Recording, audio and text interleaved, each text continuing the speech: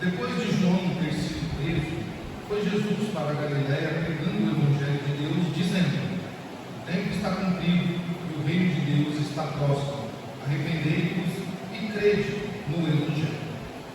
Meus irmãos, é certo que todos os homens pensam mais em Deus, ou formulam mais a pessoa do nosso Deus como um Deus mau, como um Deus furioso, como um Deus de ameaças, mais do que um Deus de promessa. As religiões, das mais variadas possíveis, elas possuem um Deus que vai ser um Deus vingador, um Deus justiceiro, um Deus que exige muito mais do seu servo do que propriamente lhe oferece alguma coisa. Mas somente o cristianismo, somente a fé cristã nos fala de um Deus que está mais disposto a dar de si do que propriamente receber ou pedir daqueles que são incapazes de lhe dar alguma coisa. E nós vemos isso claramente no Evangelho de Marcos. Marcos capítulo 1, os versos 14 e 15, eles são uma espécie de declaração sumária. O que é uma declaração sumária? Declaração sumária seria mais ou menos aquilo que ele deseja falar posteriormente, então ele coloca como um sumário. Por exemplo, todo livro tem um sumário para você saber aonde é que está aquele assunto. Você vai na página que aquele assunto está relatado no sumário. Então esses dois versículos são uma espécie de sumário daquilo que vai acontecer posteriormente em todo o livro de Marcos. Marcos, ele usa essa técnica com muita frequência. Os irmãos vão perceber na leitura de Marcos que isso é uma assinatura de Marcos, é uma característica de Marcos fazer isso, escrever usando essa técnica de sumário. E nesse sumário de Marcos, espalhado por todo o seu evangelho, nós vamos ver que ele contempla as verdades sobre Jesus, as verdades teológicas sobre Jesus. Por exemplo, daqui para frente nós vamos ver que Jesus era um homem muito popular, e essa popularidade de Jesus fazia com que as pessoas vinham até ele ouvir as suas pregações e ouvir os seus ensinos. Marcos vai relatar isso, e nesse sumário ele já dá um indício disso. Também Marcos vai relatar que Jesus era poderoso. Jesus tinha o poder de expulsar demônios e curar pessoas. Nós vemos que isso era até uma promessa feita através de Isaías 9, 61, perdão. Então Jesus ele era poderoso. Marcos também vai dizer que Jesus ele transfere o seu poder ministerial aos seus discípulos, e isso vai ser muito bem visto nas viagens missionárias dos discípulos, tanto no envio de Jesus, os 12, depois dos 70, quanto também em Atos dos Apóstolos, quando a igreja do Senhor ela se expande por todo o mundo. E nós vamos ver então que a pregação de Jesus, iniciada aqui no versículo 14, ela vai ser sempre de arrependimento e de fé. Jesus vai proclamar dentro das suas pregações, dos seus ensinos, que aquele que ouve, aquele que está na plateia ouvindo Jesus, ele precisa se arrepender e crer no Evangelho. Este é o propósito da pregação de Jesus, que se inicia nesses dois primeiros versos.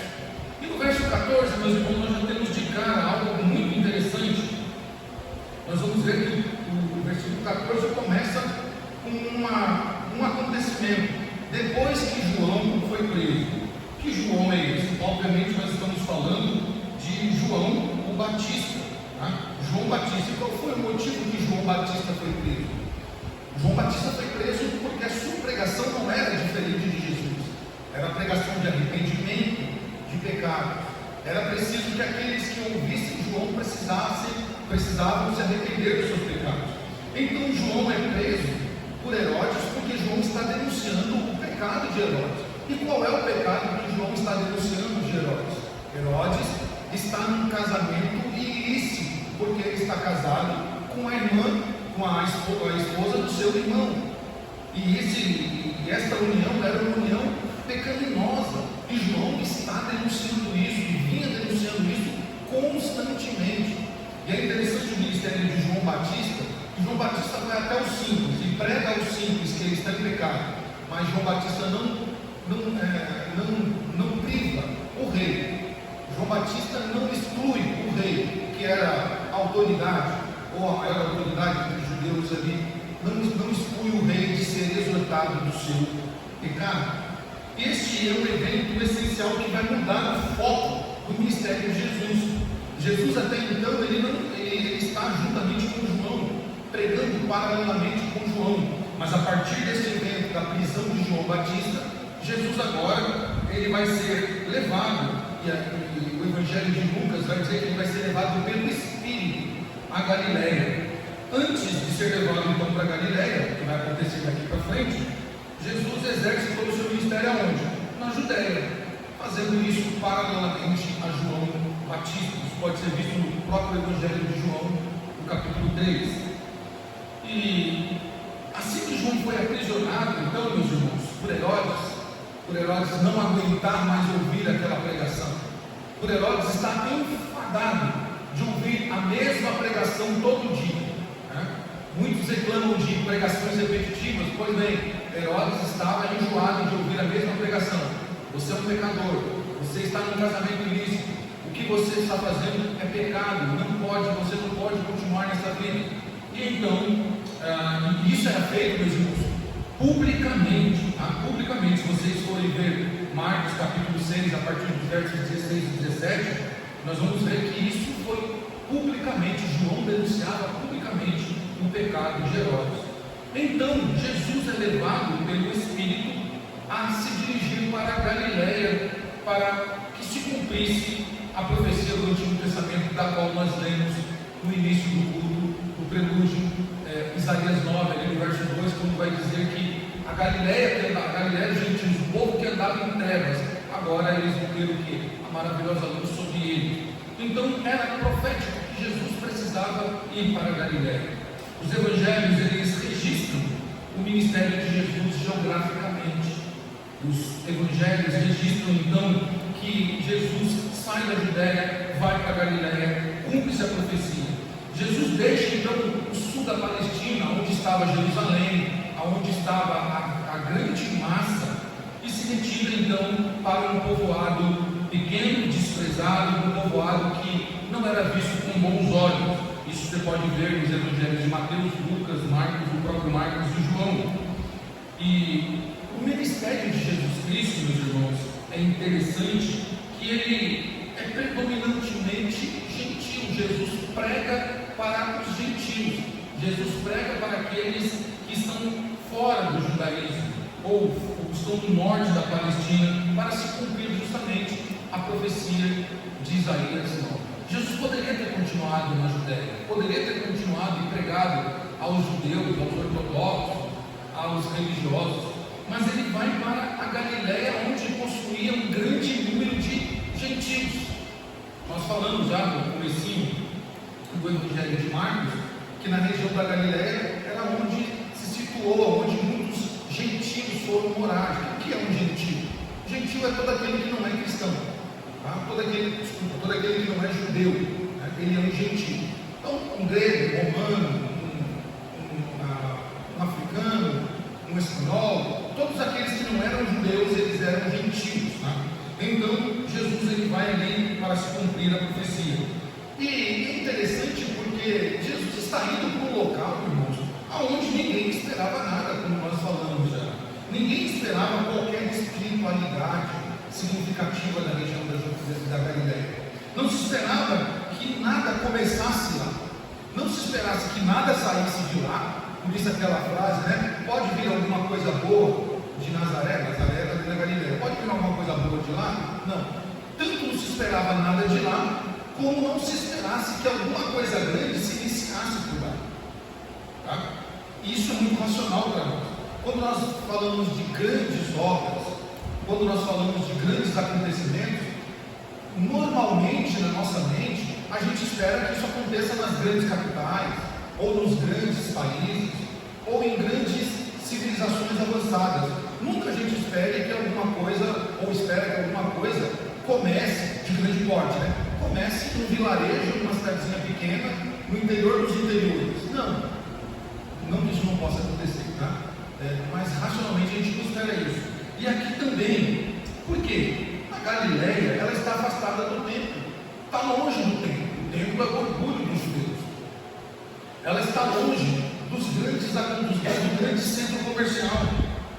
E historicamente, meus irmãos, se os irmãos lembrarem lá das pregações que nós fizemos, da série de pregações nos livros históricos e proféticos, a região da Galileia, ela foi a primeira a ser derrotada pelos invasores, pelos inimigos de Israel, tanto os assírios quanto os babilônicos, e também foi a primeira a ser exilada por aquilo que nós chamamos de Neo-Babilônia, ou seja, aqueles que vieram depois da Babilônia. Então veja, historicamente, quem é essa cidade? É uma cidade mesclada, mestiça, que não tem uma originalidade. Foi a primeira a ser derrotada, foi a primeira a ser levada pelo exílio. E ao longo desse exílio, ela foi se formando como um povo misto, um povo que não tinha uma originalidade, que não tinha autenticidade judaica. Foram sendo tratados como um povinho, como um povo não original, como um povo que não é autêntico. E é para lá que Jesus então vai pregar o Evangelho. Então, o versículo 14 diz: depois de João ter sido preso, foi Jesus para Galiléia fazer o quê? Pregar o Evangelho. Olha que interessante. Essa região necessitava do Evangelho transformador de Jesus Cristo. A região da Galiléia, que historicamente, como já falamos, tem todos essa causa, tem todos esses acontecimentos que presentemente não era vista com bons olhos. É lá que Jesus vai pregar o Evangelho. O que nós aprendemos com isso, meus irmãos? Que o Evangelho precisa ser pregado até por aquelas pessoas que nós julgamos não merecer o Evangelho. O Evangelho precisa ser pregado para todas as pessoas, mesmo aquelas que o nosso coração às vezes não quer pregar o Evangelho, aquelas que nós julgamos não ser dignas de transformação, aquelas pessoas que lhe tiraram algo muito duro de você, aquelas pessoas que lhe roubaram a alegria, aquelas pessoas que você olha para a sociedade e diz: essa pessoa só tumultua na cidade, essa pessoa não traz nada de bom. É ela que precisa do Evangelho. Jesus vai para uma região desprezada historicamente. Jesus vai para uma região que no presente momento em que ele está ali é vista com maus olhos. E aí o Evangelho vai se iniciar a pregação do Evangelho com o nosso Senhor. E entrando então já no versículo 15, eu quero fazer aqui alguns apontamentos para os irmãos entenderem. O Marcos vai dizer, e Jesus vai para a Galileia. Então quando ele chega na Galileia, o que ele faz? Ele prega o Evangelho, e a primeira pregação de Jesus na Galileia é: o tempo está cumprido. O tempo está cumprido. Que tempo é esse, meus irmãos? Este tempo aqui que Marcos está relatando não é o nosso tempo cronológico. Por exemplo, nós estamos dentro de um tempo agora, 7 horas e 30 minutos. Este é um tempo. E o nosso tempo ele tem um limite. Tem um limite. Marcos não está falando desse tempo. O que Marcos está dizendo aqui é o tempo de Deus, o Kairos, o tempo de Deus. Esse tempo de Deus significa medida exata, significa tempo determinado por Deus. Chegou. Porque a Galileia ficou abandonada por muito tempo, mas no tempo determinado por Deus, no tempo estabelecido, no tempo exato, no tempo que chegou na medida que Deus determinou, o Senhor Jesus está lá pregando o Evangelho.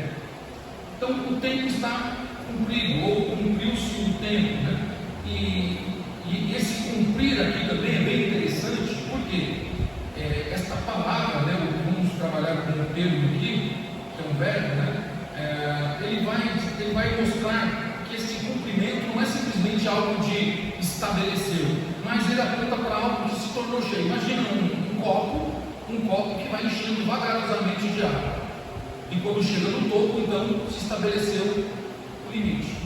É isso que quer dizer essa palavra cumprido aqui, tornar cheio, completar-se ou preencher até o limite máximo.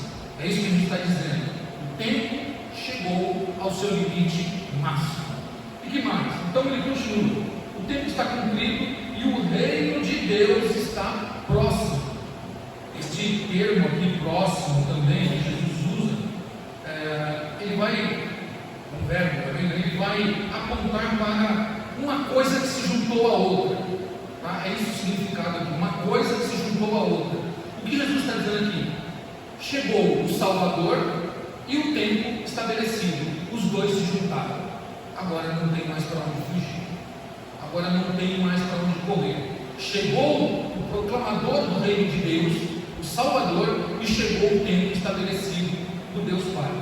As duas coisas se unem, é isso que Marcos está dizendo aqui.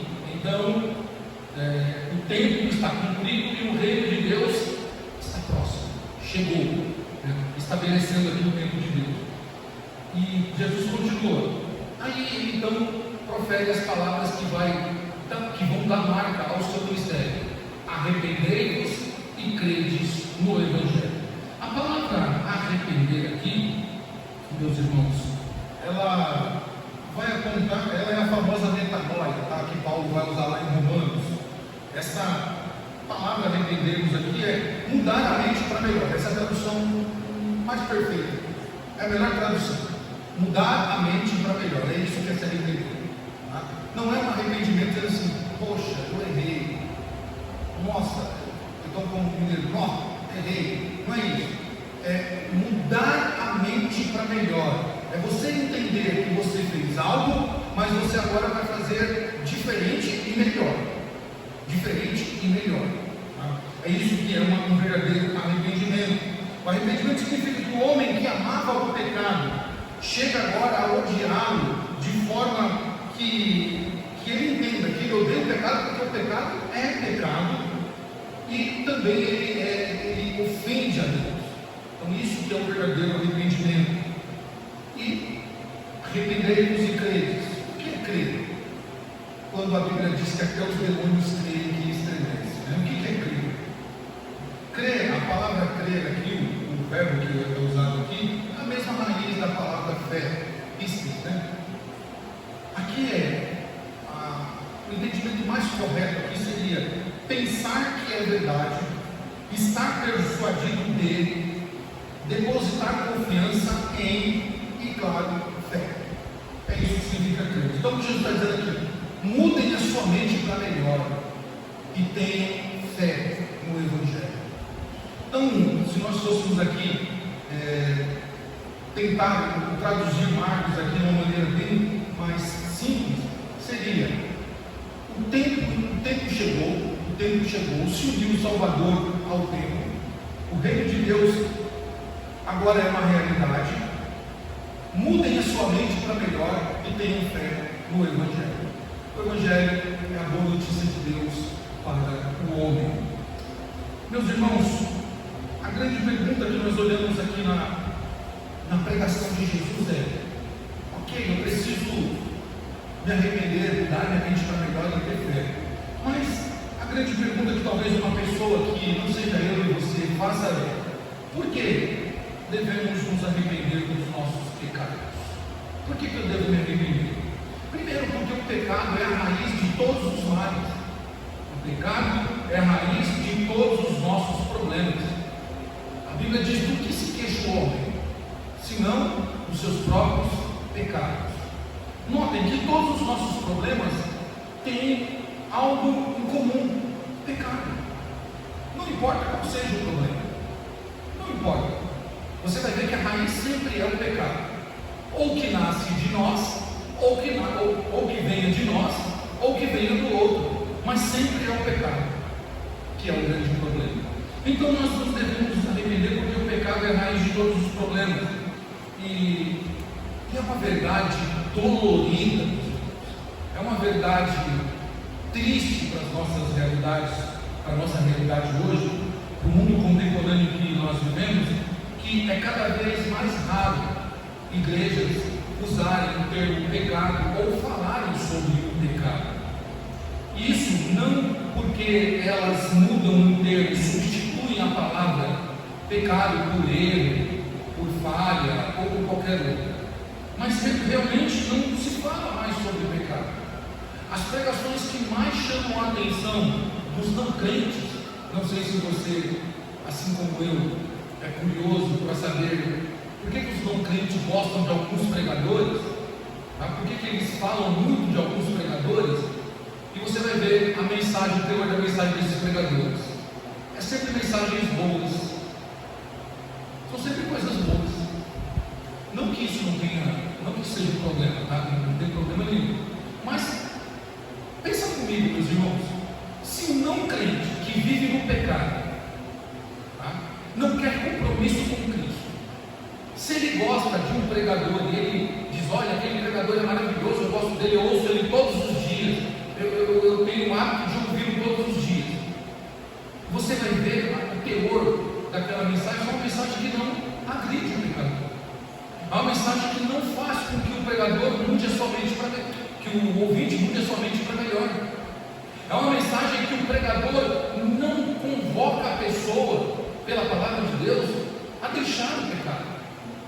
Mas são palavras de boas, palavras de Deus é contigo, Deus vai te abençoar, 2026 vai ser uma bênção. Você é um filho de Deus, você é uma filha de Deus, né? Pense positivo que Deus vai te abençoar e por aí vai. Meus irmãos, nós vivemos entre pessoas que são incapazes de fazer julgamento moral sobre qualquer coisa. Você sabe disso? Converse com uma pessoa que não é crente, uma pessoa que não é cristã, ela é incapaz de julgar as atitudes dela moralmente falando, porque ela não vai achar que o que ela comete é pecado. Ela não vai achar. Ela vai entender que o que ela faz é bom porque ela ouviu alguma outra pessoa, supostamente evangélica, dizer que o que ela faz está tudo bem, porque importa o coração dela, importa o que está dentro do seu coração. Se no coração ela ama o Senhor, não importa as suas atitudes. As pessoas não são capazes de fazer um julgamento moral, e nós, como cristãos, não podemos cair nesse erro. Como cristãos, nós precisamos avaliar as nossas condutas, se o que estamos fazendo verdadeiramente é algo que agrada a Deus, se o que nós estamos fazendo é algo que realmente está de acordo com a palavra de Deus. Precisamos ter essa capacidade moral, meus irmãos. Sugerir a essas pessoas que algo é pecado, ou dizer a elas que algo é pecado, ou ensinar que são pessoas pecadoras, é dar a elas a chance de dizer a nós que nós somos ultrapassados, ou de épocas passadas, né, conservadores, além de nos ofender, dizendo que nós somos legalistas, outras coisas mais. Mas, meus irmãos, quando nós examinamos o Evangelho, nós vamos ver ou vamos descobrir, né, que Jesus Cristo fez inúmeras referências ao pecado, tanto na sua origem, tá? Quanto na sua consequência. Jesus pregou diversas vezes sobre o pecado. E notem que a primeira pregação de Jesus na Galileia foi o quê? Arrependam-se. Arrependendo dos pecados, é claro. Arrependam-se. Jesus prega sobre a origem do pecado, né? De onde veio o pecado e as consequências que o pecado faz na vida de uma pessoa. Jesus não hesitou em exortar ou denunciar indivíduos, tá? De forma específica como pecadores, tá? Jesus fez isso diversas vezes, denunciando o pecado daqueles homens, principalmente dos fariseus. E a razão pelo qual Jesus fez isso, meus irmãos, é porque ele sabia que o pecado destrói o ser humano, que o pecado é a raiz do problema do ser humano. Não é o ser humano em si que é mau, mas o que ele carrega consigo. Tá? Deixa eu me fazer mais entendido. O ser humano, na sua essência, ele não é ele que é o ser mal.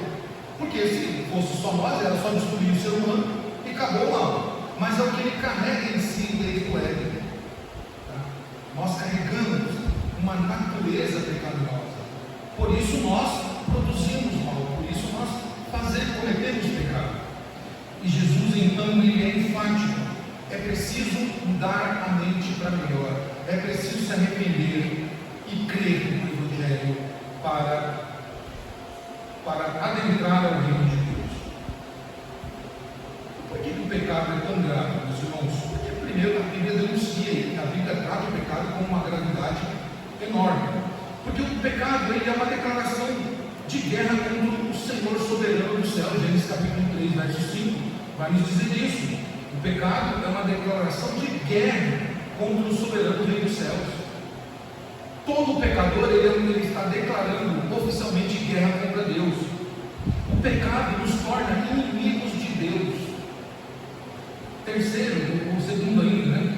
E sendo inimigos de Deus, meus irmãos, Deus não trata o pecado como brincadeira, como sem querer querendo, como uma coisa inocente, mas sim como um ato de inimizade, tá? De ódio, de desprezo contra Ele. Quando nós olhamos para Mateus capítulo 12, verso 30, o Senhor diz: quem não está comigo, está contra mim. Notem, Jesus não trata o pecado como uma brincadeirinha, como algo inocente. Trata o pecado como algo sério, como algo que trata uma inimizade, um sentimento de ódio, de desprezo. Quem não é com Jesus é contra Ele, de fato. Terceiro, o pecado, ele confronta a justiça de Deus. Deus é um ser justo. Deus ama a justiça. Ele odeia a injustiça. Portanto, meus irmãos, como o pecado é uma transgressão da lei de Deus, logo Deus odeia o pecado. Deus odeia aquilo que vai contra a sua justiça, vai contra a sua lei. 1 de João capítulo 3, verso 4, olha o que diz a palavra do Senhor: todo aquele que pratica o pecado transgride a lei. De fato, o pecado é a transgressão da lei. Isaías 59, 2, olha o que a palavra de Deus diz: as vossas iniquidades fazem separação entre vós e o vosso Deus, e os vossos pecados encobrem o seu rosto de vós, para que não vos ouça. Olha só como o pecado é grave, meus irmãos. Como o pecado causa uma separação entre o homem e Deus. Apocalipse 21, verso 27. Nada impuro entrará nela, nem ninguém que pratique que é vergonhoso ou enganoso, mas somente aqueles cujos nomes estão escritos no livro da vida do Cordeiro. Perceba como o pecado é grave, meus irmãos. O pecado é transgressão com a lei de Deus. O pecado causa uma divisão entre Deus e o homem, e o pecado impedirá que o homem adentre ao reino dos céus. Por isso, é preciso que ele se arrependa. Ele se arrependa. E como nós dissemos, o arrependimento envolve abandonar aquilo que nós chamamos na teologia de independência de Deus. Por quê? Todo pecador, ele é um independente de Deus.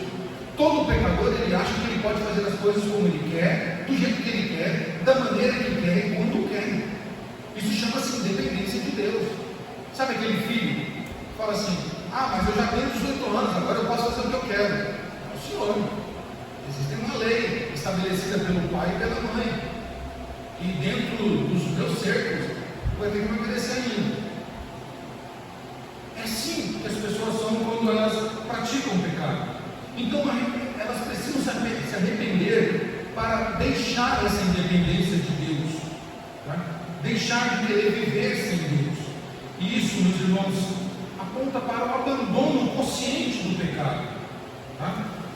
Um desejo de deixar a velha vida e fazer somente a vontade soberana de Deus. O arrependimento é uma decisão firme e constante de mudar de lado. Se a pessoa estava do lado esquerdo do pecado, agora arrependida dos seus pecados, ela deixa o lado esquerdo do pecado e vai à direita de Deus, andar com o Senhor Jesus. Ela precisa mudar de lado. Significa passar do reino das trevas para o reino de Jesus Cristo. E o apóstolo Paulo, meus irmãos, ele explica isso de uma maneira bem interessante em Colossenses capítulo 1, versos 13 e 14. Olha o que diz o apóstolo Paulo: Deus nos libertou do poder das trevas e Ele fez o quê? Nos transportou para o reino do seu Filho amado, a quem temos redenção por meio do seu sangue, a remissão de pecados. Vejam só, Cristo nos redimiu, nos justificou, nos santificou. O Espírito Santo nos fez ter consciência do pecado, causando em nós o arrependimento. Então, com isso nós somos transportados, deixamos as trevas e agora estamos na luz.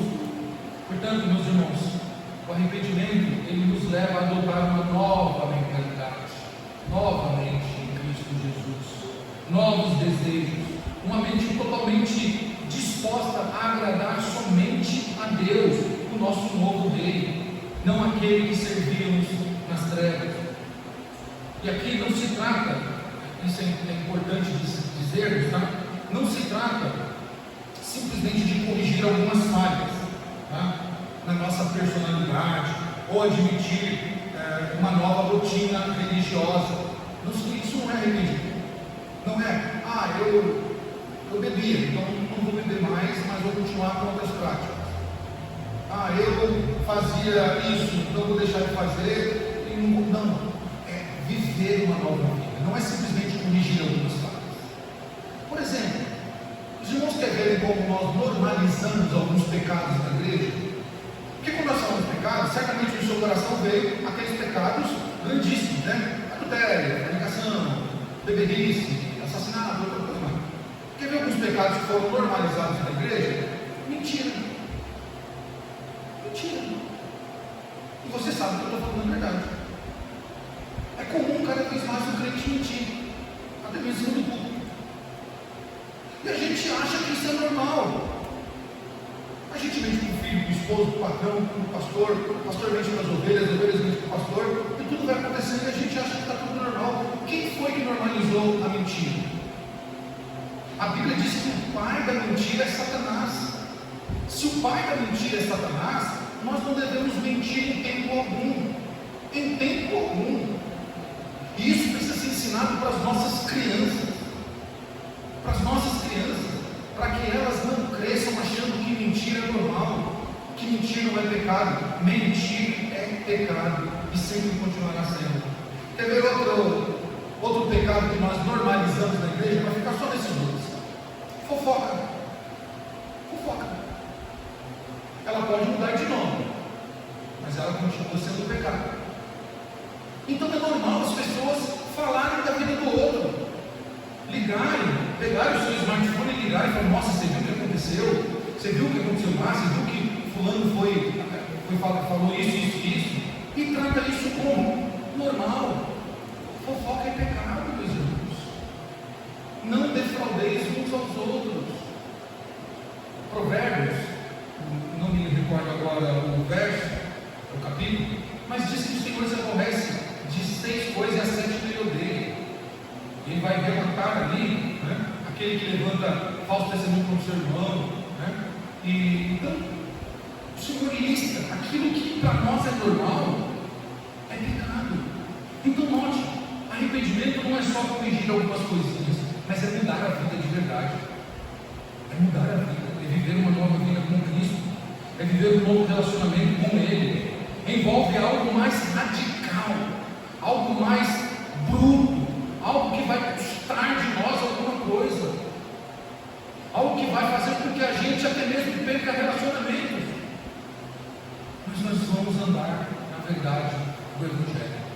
Por isso, arrependam-se e creiam no Evangelho. Não é só arrepender-se, é também crer no Evangelho. O Evangelho é nossa norma de regra de fé e de prática. É por ele que nós somos ensinados, somos norteados a viver a vida. Meus irmãos, arrependimento por fim envolve permitir que Deus assuma o controle da nossa vida. Se há mentira, se há fofoca, se há alguma outra coisa, Deus não é o Senhor da nossa vida. Nós falamos que Ele é, mas Ele de fato não é.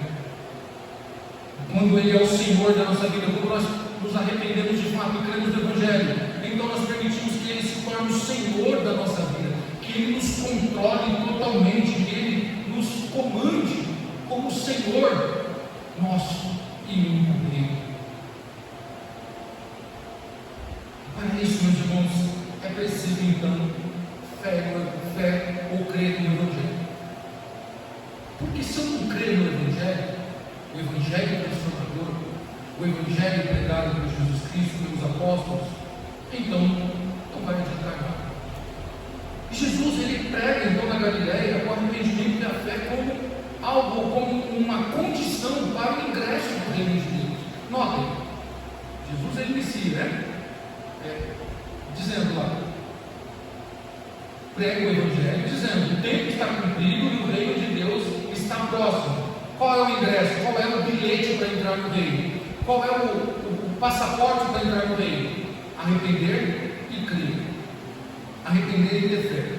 Meus irmãos, Jesus prega sobre isso, sobre essa condição. E por que elas são necessárias? Por que a fé é essencial para nós? Por alguns motivos. Eu quero listar para vocês aqui. Primeiro, porque sem fé é impossível agradar a Deus. Hebreus capítulo 11, versículo 6. Sem fé é impossível agradar a Deus. Não adianta a gente querer fazer boas obras, não adianta a gente querer ser religioso, não adianta a gente querer ser bonzinho. Sem fé em Deus, sem crer no Senhor, é impossível agradá-lo. Segundo, a fé é a confiança das coisas que nós não conseguimos ver com os olhos naturais. Hebreus capítulo 11, versículo 1. A fé é o fio e fundamento das coisas que não veem, mas se esperam. Fé em Deus é crer que o Rei está vindo realmente, que Ele, embora não chegou a nós, mas nós já vivemos os benefícios do Rei. É crer que Jesus Cristo levou os nossos pecados sobre Ele. É crer realmente na Sua palavra. É crer que Ele pode fazer muito mais do que nós pedimos ou pensamos. É crer que Ele pode reverter situações adversas, por mais impossíveis que a nós parecerem. Fé também, meus irmãos, leva o homem ao arrependimento. Romanos capítulo 10, versos 9 e 10, quando Paulo vai dizer que a fé vem pelo ouvir a palavra de Deus. Então nós precisamos crer no Senhor, crer em Deus, e aí sim nós vamos conseguir ter uma mudança de mente para melhor. Vamos viver uma vida digna de arrependimento, uma vida que produz o verdadeiro arrependimento. Com isso, com o arrependimento genuíno, com a fé genuína no Evangelho do Senhor Jesus, então eu e você usufruímos de alguns benefícios que a fé, a legítima fé, a verdadeira fé e o legítimo, o verdadeiro arrependimento produz. Primeiro, através do arrependimento e da fé, produzido no nosso coração realmente, além do ingresso no reino de Deus, que é o benefício maior, alguns outros benefícios são usufruídos por nós. Primeiro, o perdão total de nossos pecados. 1 João capítulo 1, verso 9. Se confessarmos os pecados, Ele é fiel para nos perdoar todos os pecados. O verdadeiro arrependimento, a verdadeira fé, te leva ao perdão total dos seus pecados. Segundo, purificação da alma. Isaías capítulo 1, verso 18, quando vai falar que o Senhor, o Deus Todo-Poderoso, nos purifica por completo. Também usufruímos da justificação. Romanos capítulo 5, verso 9, quando Paulo vai dizer que a justificação vai nos trazer paz com Deus. Justificação é o ato de Deus nos tornar justo por Jesus Cristo, mediante Jesus Cristo. Justificação é a culpa do pecado não é mais carregada pelo crente que se arrependeu de fato e produz a fé genuína. Também produz em nós a verdadeira fé, o verdadeiro arrependimento, a santificação. 1 Coríntios capítulo 6, verso 11, Paulo vai dizer isso, que nós somos santificados santificados. Santificação é ser separado para Deus. Não viver mais para o mundo, mas viver exclusivamente para o Senhor. Também produz em nós, meus irmãos, usufruímos um benefício que é nos dado através da legítima fé e do verdadeiro arrependimento. Nós somos tornados, ou nos tornamos, filhos de Deus. Gálatas capítulo 3, versos 26. Convido até você a ler esse texto. Gálatas 3, 26. Paulo vai dizer isso, falando que este benefício nos é dado mediante ao verdadeiro arrependimento e a verdadeira fé em Cristo Jesus, nosso Senhor. Gálatas capítulo 3, verso 26, diz assim a palavra do nosso Deus: pois todos vós sois filhos de Deus, mediante a fé em Jesus Cristo. Pela fé, então, nós somos feitos filhos de Deus. Sétimo, ele escreve o nosso nome no livro da vida, Apocalipse 3, 5. Essa é uma promessa nos dada. E por fim, meus irmãos, somos convidados a entrar, a ter o nosso bilhetinho de entrada, nosso passaporte de entrada ao reino eterno de Deus. Por isso Jesus entra na Galileia dizendo: arrependa-se e creia no Evangelho. Esta é a entrada para o reino de Deus. Não há outra maneira de ninguém entrar no reino de Deus se não se arrepender dos seus pecados e se não crer no Evangelho de Jesus Cristo. Jesus chama todos para uma tomada de decisão: ou submetem-se a Deus, ou permanecem no mundo. O reino de Deus chegou, se uniu ao Salvador. O Salvador chegou o reino de Deus. Por isso é necessário que nos arrependamos dos nossos pecados e creiamos nas boas notícias do Evangelho. Jesus Cristo chegou para transformar a vida do mais pecador. Amém?